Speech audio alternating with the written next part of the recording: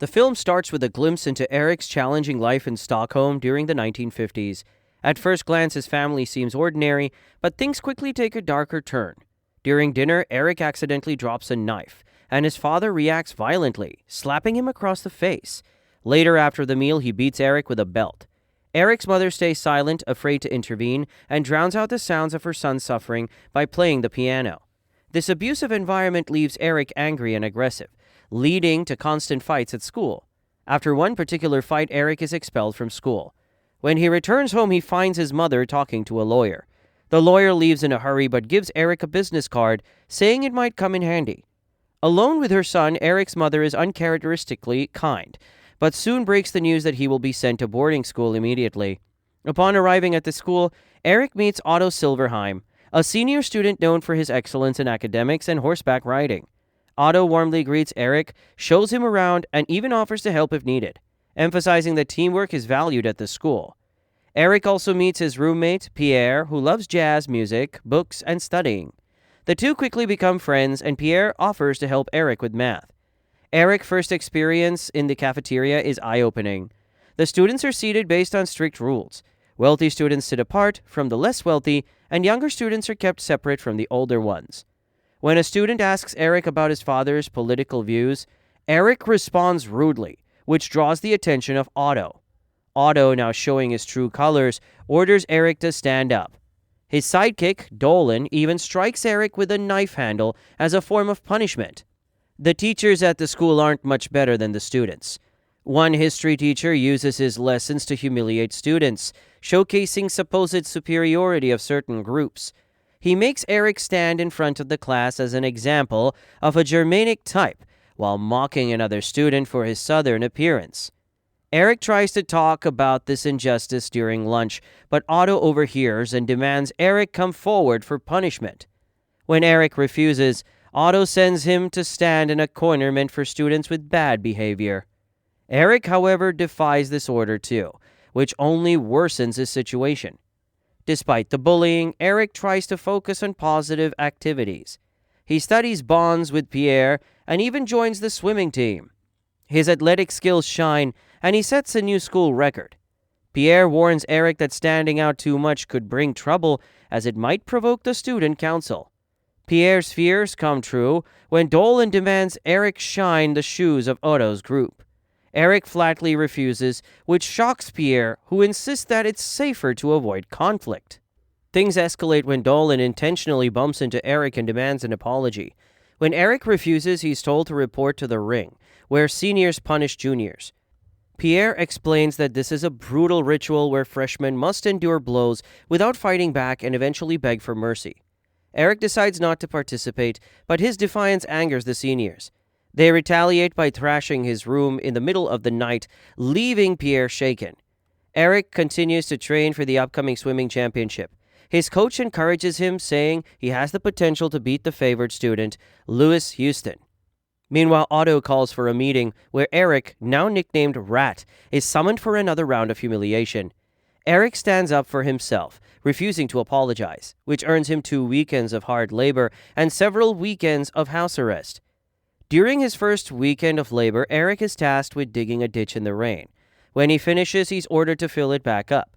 Exhausted, Erik heads to the cafeteria, where a kind Finnish employee named Marja serves him dinner. She shows him compassion and assures him he's being treated unfairly. Over time, Marja becomes a source of comfort for Erik, even flirting with him and inviting him to meet at a secret smoking spot. When Erik arrives, she surprises him with a kiss and a hug, offering him a rare moment of warmth in his otherwise harsh life. As cloister night approaches, Erik and Pierre prepare for a traditional night of freshman bullying. They barricade their door, but it doesn't hold. Otto and his gang break in, dumping sewage on their beds and floor. After cleaning up, Erik takes revenge by sneaking into the seniors' quarters and dumping the sewage on Otto while he sleeps. The next day, Erik publicly teases Otto about the smell, enraging the senior, who attacks Erik violently. Erik endures the beating until Marja steps in, stopping Otto just as the headmaster arrives. The swimming championship finally takes place, and Erik excels in every event, breaking multiple records. He wins the final sprint, earning him the title of overall champion. Back home for Christmas, Erik's mother praises him for his achievement, but his father focuses on Erik's conduct marks, dismissing his accomplishments. When Erik tries to explain his refusal to follow the seniors' orders, his father refuses to listen. Returning to school, Erik notices that the bullying has shifted toward Pierre. Otto and his friends target him mercilessly. To protect his friend, Erik quits the swimming team and tries to avoid further trouble. However, Otto and his gang escalate their harassment, eventually capturing Erik and forcing him to endure a cruel punishment. They tie him up, pour buckets of hot and cold water over him, and leave him to freeze. Marja rescues Erik and nurses him back to health, but soon after she is dismissed from the school. Erik learns that Pierre has decided to leave the school, unable to endure the oppressive environment any longer. Before leaving, Pierre writes Erik a heartfelt letter, calling him his only true friend. Devastated by Pierre's departure, Erik resolves to take a stand against Otto once and for all. Determined to put an end to Otto's tyranny, Erik confronts Dallin and another senior bully from Otto's group as part of his forced labor duties. The seniors, expecting Erik to cower, are stunned when he boldly challenges them and fights back. In a tense and brutal confrontation, Erik decisively defeats both bullies.